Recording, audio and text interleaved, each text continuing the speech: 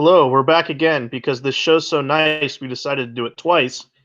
This is the next episode of No Man's Podcast presented by the Students Shield, where we talk about everything Batman's No Man's Land. And this is going to be Mr. Wayne Goes to Washington as we cover Batman 560, 561, and what is it, 562 then as well? Yes. And we're also covering Batman Chronicles 15, and that's the first issue we're going to talk about. And let's just jump right into it. I'm Mike. I'm Michael. And I'm Vincent. And Batman Chronicles number 15. This is an all team-up issue. We have 3 stories here, 3 hosts, so we will each be talking about one. And this first one, written by Kelly Puckett, who we've talked about before, he eventually writes the Batgirl series and wrote a lot of animated series comics. Art by Joe Staton and Bill Sienkiewicz, which I don't think we've seen that combination before. That's pretty interesting because I see Staton as like a very house style guy. I see more Staton than Sienkiewicz in this art in this story, by the way. Yeah, it doesn't go like full later Clone Saga Buscema Sienkiewicz or anything like that. It's not very stylized. Bro. So this first story is a team up with Kyle Rayner. First, he's in New York trying to catch some thugs who steal a brooch. Brooch? I think it's supposed to be brooch, but I think they spell it wrong once or twice. So he steals their license plate, just rips it off the car, and tracks them to Gotham with the help of Martian Manhunter serving his monitor duties. Because this is the JLA era, so Morrison JLA starts sometime in 96. This is early 99 or so, or I don't really actually remember where we are, but JLA exists. Kyle Rayner is in the big leagues. And he shows up in Gotham, and Batman is just immediately a dick. He's like, get the fuck out of my city, you blah, blah, blah. And I feel like it's weird because these are Batman books, but on multiple occasions when Batman has encountered another hero in the issues that we've read so far, he's just an asshole. Yeah. We'll see that when Superman shows up too. In fact, Batman steals Kyle's ring. And the storytelling isn't 100% clear. I guess the implication is Batman just like out of nowhere is like super fast and just decks Kyle and just takes his ring, and Kyle like barely notices. I took it as he just used misdirection. Something like that. But Kyle's like, fuck it, I'm going to try and do this, solve this crime anyway in a city that's not mine without my ring. And he throws himself into the fray. And, of course, Batman was undercover and kind of presumably had it under control. Kyle gets beat up, but then he pulls a Rocky, basically, where he just keeps getting up and sort of eventually gets the upper hand. And Batman's conclusion after they win the day and it's all solved, Batman says that he used to wonder why the Guardians chose you. And the implication is now he doesn't wonder because Kyle is somewhat competent. But like they kind of did just choose Kyle just because he was in the right place at the right time. It was pretty much totally random. And also, there was only one Guardian, and it was Ganthet, who gave it to him in the back alley as Kyle was drunkenly pissing himself. Yeah. And Batman tosses him his ring back. This is, I already said how Batman has been a dick to previous heroes, but the major example that I'm talking about is the Connor Hawke Green Arrow crossover, Brotherhood of the Fist. And it's interesting to compare them. I don't think there's a huge difference. It's like, hey, you're young, you're not your predecessor, I'm a dick. And then eventually it's like, hey, you're not too bad. There's not a single construct in this story, is there? Well, no, he doesn't have his ring. Yeah, it's just weird. I mean, even in the beginning, I don't think we see anything. This is a Green Lantern story. Secret identity. Yeah, this is a Green Lantern story without any Green Lantern abilities shown whatsoever. It's so odd. But I thought it was, I mean, it's half fun. Like it's pretty pointless. It's in Chronicles, obviously. But if this is where we're going to fit in like some tiny guest star that we clearly would not have had in like a 3-issue arc of Batman during No Man's Land, I'm fine with this. And Yeah. the art was fine as well. Again, Sienkiewicz didn't go too stylized, and also the combination with State, like it wasn't impressive, but it was fine. Yeah, I agree. It was a fun story. I think it was a fun idea to just take Kyle's ring away right at the beginning and see what he does. Later on, of course, you wouldn't be able to really do that with the way John's kind of restructured the Green Lanterns. So it's kind of a peek back in the past of how, yeah, you can just take his ring away and his costume will still be on and stuff like that. Yeah, that was the other point. Is I mean, Kyle, he has a mask, and like it doesn't have to do with his ring. Whereas later on, the lanterns, it's like their whole costume is basically a construct. Yeah, it just kind of it's basically an overlay on him. But hey, we still get to see Kyle's awesome '90s costume, which I will stand by. It's a great costume. Michael, do you have any Kyle Rayner thoughts before you take us to the next story? This is a pretty cliche thing. Like people who aren't into comics sometimes say this about certain superhero movies once you've established the Avengers or whatever. But is there ever an explanation as to why the rest of the Justice League isn't helping out more in this terrible earthquake situation? Like Superman, for instance? Like, why There's is a he... reason for that, and it will be addressed when Superman shows up to try to help Batman. Well, addressed to an extent. Eventually, we'll have a JLA tie-in issue, but yeah, But otherwise, Okay. It's just that's how comics work. Yeah. Otherwise, you'd ask that about every major. Okay, disrupt the flow of the story a bit to just have Superman flying around saving people and Batman's bug. Yeah. Don't think too hard.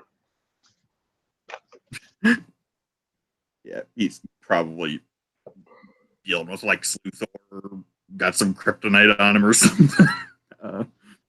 Anyway, so the next story in this anthology is Oracle, starring in Between Stars Above and Below, written by Marco Palmieri and drawn by James A. Hodgkins. So yeah, I first get into this, I was like, oh, this is cool. A little spotlight on Oracle. I like Oracle and Barbara Gordon quite a bit. I've been enjoying her appearances in this story. So this story, not a whole lot happens in it. It's mostly a lot of it is the thoughts going through Barbara's head, which are presented in narration boxes, which are quite wordy. It's pretty limited on actual dialogue. There's a little bit here in the beginning and I guess later on, but yeah, so it starts out Oracle's talking to Black Canary over the headset. They're doing a Birds of Prey mission. She's like trying to infiltrate the Penguin's lair. And yeah, like so far and so far what we've seen of this, she's been pretty like, you know, cool-headed. Like we haven't, like, probably largely because we're only seeing bits and pieces of her. Like it's Batman's book, so we see Batman like break down once or twice, kind of uncharacteristically. But so yeah, we realize that Oracle is starting to lose hope because they're in a really terrible disaster situation. And where is it?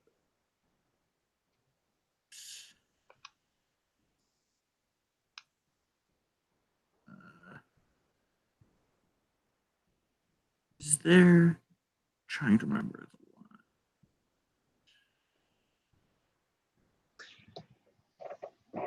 Yeah, so looters come up on her. Yeah, okay, sorry. So yeah, some looters make it into the building. Yeah, in a later issue, she says something about how she's been like having some bunker mentality. She's got a pretty secure location. I'm guessing maybe that was a reaction to this looter incident, but it looks like her security's not great at the moment. And then suddenly, turn the page, there's a little crash effect. Man-Bat shows up, and he's huge. He just crashes right through the window, no warning, no announcement. And I've never seen this design for Man-Bat before. He's huge. He's like 10 feet tall. He's got these really crazy ear horn things going on his head. They're like they're almost as long as his arms or his legs. It's really bizarre looking. And yeah, like apparently he had been like following Barbara around in secret. I'm not sure how you managed to hide a creature that big, but yeah, he fights off the looters, and then let's see.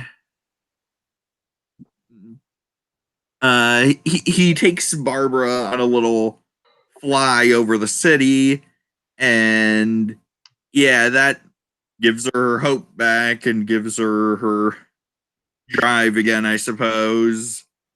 Oh yeah, she realizes that he's like lonely, like he's not really all that cognizant, but they have this little connection, I suppose. So yeah, that's pretty much it.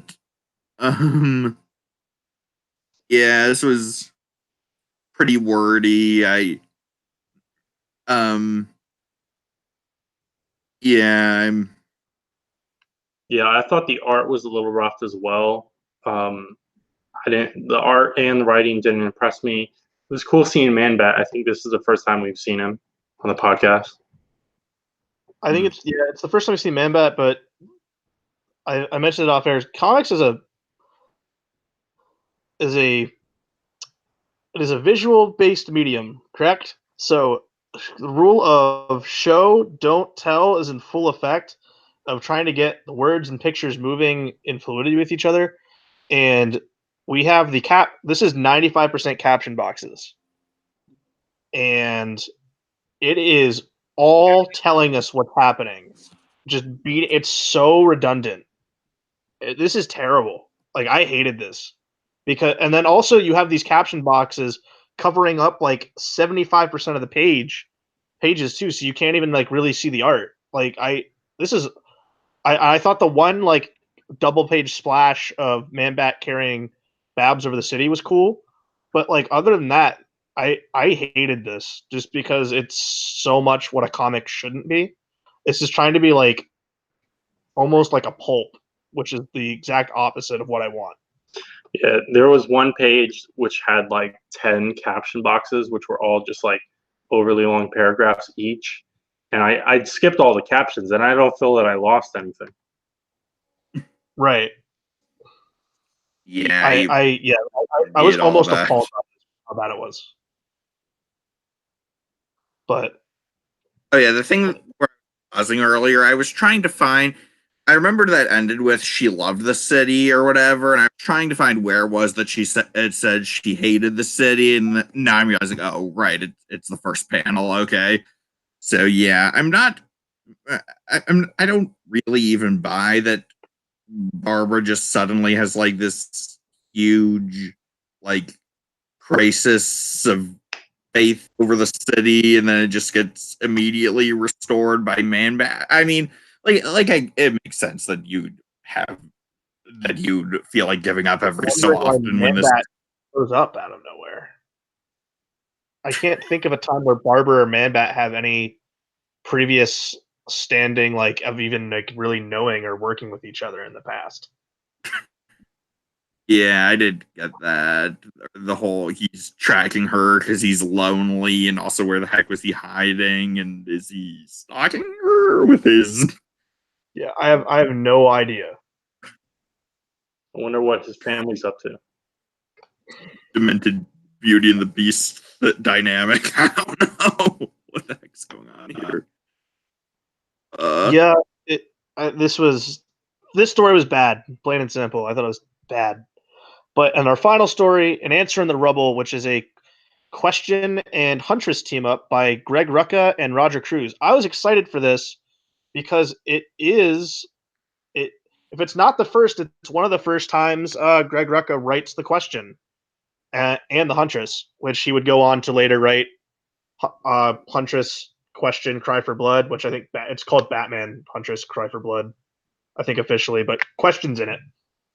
And knowing that Greg Rucka is a huge fan of Dennis O'Neil, it's kind of fun to see him. We saw him tackle Renee Montoya, who he would go on to do a character-defining run-on in Gotham Central, and now he's tackling the Question a little bit, who obviously Dennis O'Neil would have a character-defining run on the Question. O'Neil wouldn't do anything with Montoya. I just want to say it's fun watching a very young Greg Rucka kind of come up in his career as No Man's Land is going on. Roger Cruz's art here I felt was very kind of Brett Boothy / Jim Lee styled. I don't know, would you guys agree to that? It's kind of very He's one of the way I thought it was. He's one of the mid '90s X-Men guys. He was like the B team to Joe DiMattera. Okay. So in '90s X-Men, obviously Jim Lee and Will Sportaccio are gone when they leave for Image.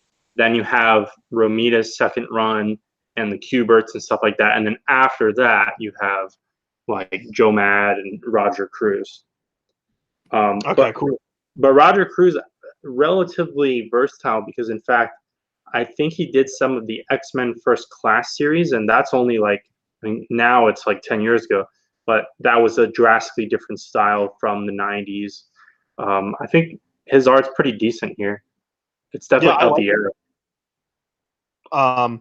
But we open with Huntress is spying on some goons that are robbing a medical supplies van, and she just kind of goes in and brutally takes them out as the Question pops up, and we get these caption boxes of their inner narrations, and the Question is kind of he's definitely impressed by her, but knows that her methods are kind of a little bit brutal, and it kind of echoes the beginning of the Question series where the Question was very kind of ruled by like very much by anger and his rage powering through his way that he would bring criminals to justice.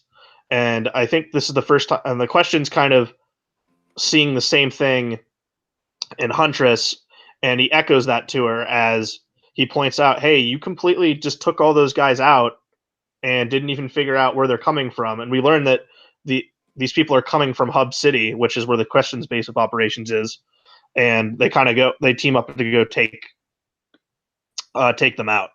I found it funny they keep calling each other jerks in their inner monologues. I thought that was pretty funny. But I like this story. There's not much to it, but I think as far as a snapshot of Rucka's career, you can see something beginning here. At least that's what I thought. Yeah, pretty much not much to say from me on this. It was really cool seeing the Question. But then, like, I didn't really get much from this story. Yeah, there's not a lot to it. It's very kind of rough, and I mean, it's only what I think this one is less than 10 pages. It's less. It's maybe 8 pages, less than that. Yeah. So there's not a whole lot of time to tell the story here. It's a very basic story, but I think because I think I'm being more positive on it because I like these two characters and I like the writer. So, but I enjoyed this for what it was. Yep. Michael, thoughts on this? Yeah, basically the same reaction. Like, I enjoyed it a lot, but I enjoyed it, but there wasn't a whole lot to it. It definitely made me curious to want to read more of those two interacting. I haven't gotten around to Cry for Blood yet. I've been slowly reading Denny O'Neil's Question though, so it was cool seeing him like 10 years down the line, but under a different writer. Yeah, I'm definitely also looking forward to Gotham Central and Rucka's other work on the characters in this area of the universe. So yeah, yeah, like at the beginning of this story, I was trying to remember if they had met yet, and for some reason I thought Cry for Blood was earlier, and then I looked it up and realized it was after this, and it's like, oh wow, I get to read when those two characters meet, and I know they interact a fair amount. Like I know in I haven't even made it to these episodes yet, but I know in just Yeah, and Justice I think League they're Unlimited. What'd you say? Sorry. I said, yeah, in Justice League Unlimited, you cut out for a second, so. Oh yeah, what did I say? Or you were talking about how you know that they meet oh up. no, did I say something instead of unlimited, or was that just the audio cutting out? Okay. In an episode, I believe that episode is written by Gail Simone on Unlimited. Yeah, Double Date. That looks like a fun one. Haven't seen that yet though, but yeah. That's Chronicles. That's Chronicles. So we're gonna jump into Batman number 560, which is Mr. Wayne Goes to Washington, Part 1. We have Chuck Dixon and Jim Aparo on this. We open with Bruce Wayne brooding in his study in what's left of Wayne Manor, I assume. Alfred telling him, "Sir, it's time." I guess no, he's not in the manor. He's in Wayne Tower, because the Wayne Corp helicopter picks them up, and he's off to Washington to basically try to convince these panel of politicians to not cut funding for Gotham City. And then we also have Nicholas Scratch planning his stuff around it as well, as he's blowing stuff up, and he breaks Firefly out of prison, and that's who he wants. And we have Robin, Nightwing, and Oracle watching on a television of Nicholas Scratch on like a talk show, talking about once again how they should cut funding for Gotham, and it's bad. Then we have, in which we go to Bruce Wayne and his lobbyist, who, by the way, Wayne Enterprises only has one lobbyist, while smaller companies have like dozens. And Wayne's lobbyist is just completely not helpful at all. It's just like, Bruce, you're gonna lose. There's nothing I can do, but you're just gonna lose. So eventually, Batman. If there's one lobbyist you can trust, is Bruce uses Batman to go and basically interrogate one of the politicians for why they want to cut off funding for Gotham, but also threatens to expose him for he voted on a bill for registering guns, but he didn't register his guns, so he's kind of almost blackmailing him here, and then he's confronted by a bunch of Nicholas Scratch's thugs dressed up in trench coats. But so Batman takes them out, beats them, and kind of runs away. And then the next day, Bruce is meeting with his. I don't know if they're are they his shareholders, or I think it's his board of directors at least, or people that are for not pulling out of Gotham. And basically, it's time for him to have his meeting, and we leave this issue with him entering the courtroom. Yeah. Two quick notes from me. Firefly gets busted out here. Right. And then is it in this issue where he suits up, or does he suit up later? He suits up in this issue, but Yeah. he doesn't really do anything. Yeah, I mean, we know what he's off to go do, but we don't come back to that within this arc. So I'm assuming maybe there's more Firefly elsewhere, which we'll get to. I love that Firefly design. Oh, it's so good. It's ridiculous but perfect. It's almost like Rocketeer-esque. A little bit. Yeah. And I feel like, well, first of all, there's some random polling numbers, and one of them is that 70% of people would be in favor of another earthquake hitting Gotham. Yeah. Like, what the fuck? That's horrible. And then I feel like that we're in Washington, so he has the opportunity. I feel like we're getting just a tiny bit of Chuck Dixon like political flavoring here, which it's not like there's no clear side that he's taking, and it's not over the top or anything. But Dixon is one of those creators who leans a little bit right of center or maybe more than a little bit. And certain fans over the years have criticized him for that, or stopped reading him for that, or blah blah blah, as this culture has evolved in the comics community, etc. But I feel like he's not really taking a side on anything here, but he's clearly like putting in a little bit of political like angst and like things like that, where we have the a sort of gun control comment, we have a sort of like lobbyist comment, and there's one or two other like similar things there where he's like kind of griping about really just the system of politics. But it's interesting to see to me. Yeah.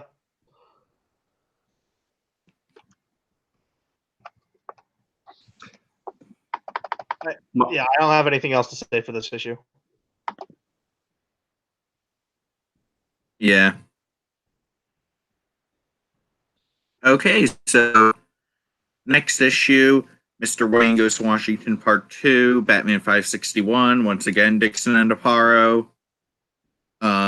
This part of the story is called The Witness. Basically, the whole issue is Bruce Wayne giving an impassioned plea to this congressional panel asking for aid for Gotham. And during his speech, he makes veiled references or things that are obviously parallels to his career as Batman. And during those parts, we see full page spreads of several snapshots from Batman's history. And I really enjoyed that setup, actually. I really like these spreads from Jim Aparo. Got one that's like Batman, Robin, and Batgirl fighting some goons. Then you get Batman, Ra's al Ghul in their famous shirtless fight. Bane breaking the bat. Let's see. Yeah, quite a few of those. Let's see. The one with Bruce and his dead parents I thought was interesting because, like, I feel like we're used with the Wayne murders to seeing just like, right when it happens, and it's often done in a pretty dramatic, heightened sort of style. But in this page here, like, Bruce is still there in the alley. The bodies are still on the ground, but there's like blood under them, and the sheets are over them, and the police are interrogating him and everything. It just kind of felt like a really like stark, gritty image. Like,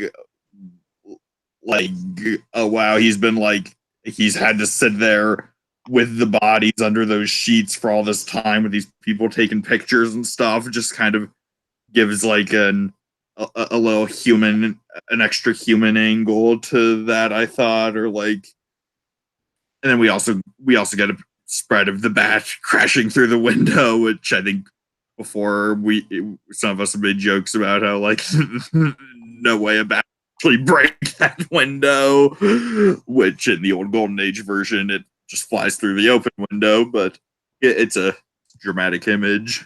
Actually, the one part that I thought was kind of odd, the one spread where there's like a guy like holding a woman by the hair, pointing a knife at her throat. In the background, Batman's shoving this guy against the wall, and it looks like there's like a bunch of blood spurting out from the guy's head. And it's like, what? Did he just kill that guy? Or is that like a miscoloring? Is that just supposed to be like or is it just like a bad head wound? I don't know. But yeah, I feel like, traditionally in main continuity, Batman doesn't really tries not to kill people most of the time, whatever. So that just seemed a little surprisingly violent to me, but that might just be a small detail. I don't know. I also really like the spread of the villains surrounding some hapless citizen with his hat off. You tell if that shadow behind the Riddler's neck or if the Riddler's got some kind of mullet going. The villains have done a pretty classic, like 50s, 60s style here, so it's probably just shadow. So anyway, yeah, the issue ends like Bruce just storms out of the meeting, basically. Like, they're like, wait, don't go, we're not done. He's like, I've said all I need to say. Hope you can live with your decision. And the reporters ask him, like, why do you care about Gotham? And he says, a very simple reason. It's a promise I made a very long time ago. And we see a panel of Batman standing in Crime Alley. And parts like that, I think it's like, it's a little funny, like, oh, what do the reporters and the people on TV think he's talking about? Like, that's kind of an odd, cryptic thing for Playboy socialite Bruce Wayne to say. But I could even make a comment earlier about, like, oh, nobody's going to see everything you say. They're just going to edit it into sound bites, whatever. Whatever. It's kind of, that's not a huge detail. So, yeah, that's the issue. I like the setup of it. I thought it was well done. It kind of bridges the other two issues. Something else I noticed is that, like, there must not have been really any suspense at the time as to, like, are they going to approve funding for Gotham or not? Because the covers all say Road to No Man's Land. So I think that's telegraphing pretty hard that Gotham's going to get cut off and that they're screwed. But a couple issues are kind of riding on, like, but yeah, you know, comics advertise major events coming up all the time. So yep, I like that issue. That's about all I have to say about it. I may have gone a little long. Sorry about that. But I thought they did a good job framing Bruce's speech and trying to really make it this deep, empowered thing. I liked the speech, but I don't think it was as good as everyone in the book was commenting on it as. Yeah, that would be my takeaway from it. Pretty much same thoughts for me. The splash pages and how they're intercut through his speech are pretty cool. And Aparo is really perfect for that because he's basically drew Batman in all of those eras all in a row. So he's able to kind of peek back into those eras and slightly switch up his style, or at least the character designs to illustrate that. I thought it didn't like blow me away, but I feel like this is the standout issue of this episode. It's the crucial one, at least. Yeah. I agree. So I'll bring us home. Finish the twofer. Batman 562, same creative team as the past two issues, this whole arc. The Bruce Wayne failed between issues. And again, that's something where maybe we'll see more in depth that decision in the next episode or two, as multiple series have arcs parallel to each other. And so there's a citywide eviction of Gotham and a quarantine.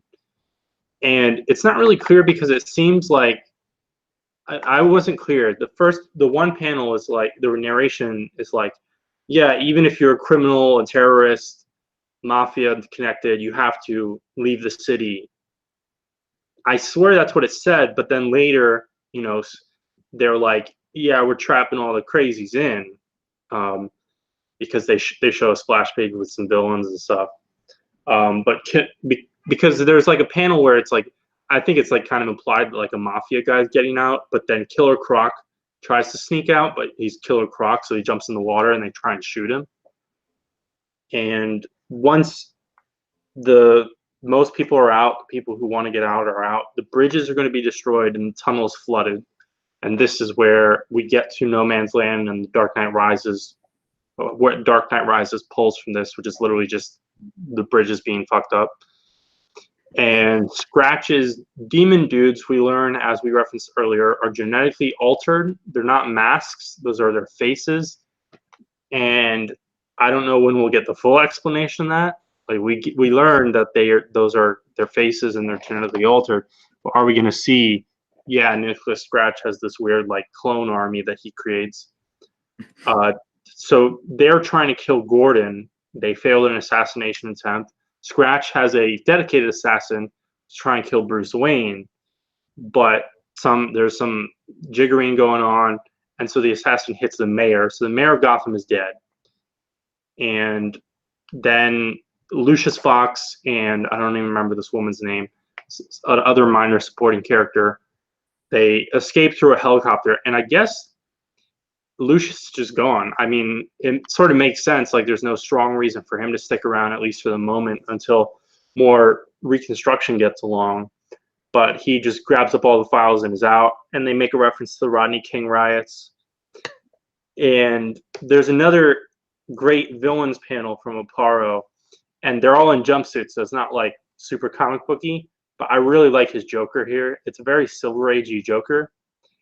It's an Aparo Joker, really. It's not quite the slightly different Neil Adams Joker, and it's not like any of the more modern Jokers. It's pretty different from the Brian Stelfreeze Joker, which we saw last episode, but also you could pretty much see that it's really the same person, just two artists or different, or the Joker's feeling differently day to day or whatever. But I just love the way Aparo captures his smile and everything. And Tim and Dick and Barbara are like, what the hell do we do now? And everyone's like, yeah, we're going to leave. Tim says that his dad is thinking about moving to Keystone, where back in the Midwest in Flashtown. And Barbara's like, nah, I'm staying here. I don't give a fuck. And so presumably, Dick is, well, we know Dick is going to continue to play at least some role, and so will Tim.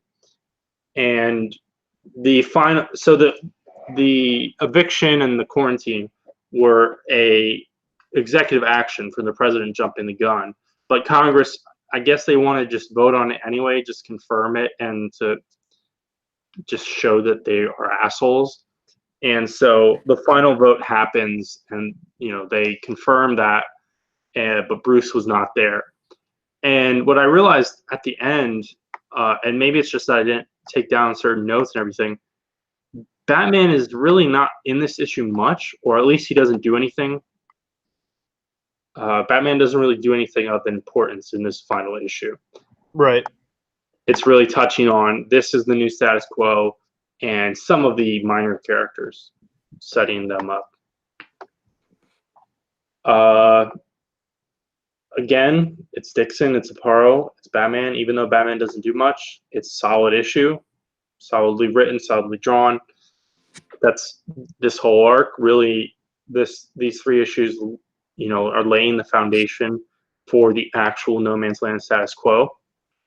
And I think they did that really well, and you had a little bit of an arc, and each issue served a different purpose. I thought this was an enjoyable episode. Any thoughts?